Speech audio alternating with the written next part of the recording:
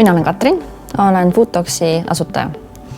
Foodtox on tarkvaraettevõte, mis aitab ettevõtetel nende toiduohutuse nõudeid siis lihtsamini täita. Miks on ettevõtluses vähem naisi? Seal on kindlasti nii palju erinevaid põhjuseid, kui palju on inimesi. Mina ütlen alati, hakka pihta.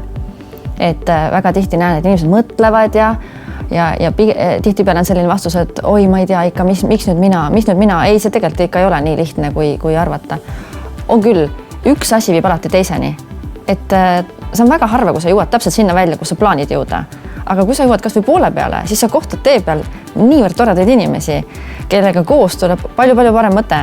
Ja siis sa jõuad järgmisse kohta hoopis ja siis, kui sa sellesse järgmisse kohta jõuad, siis sa vaatad, et et seal on hoopiski veel midagi ägedamat. Mina soovitan pihta hakata ja vaadata, mis juhtuma hakkab.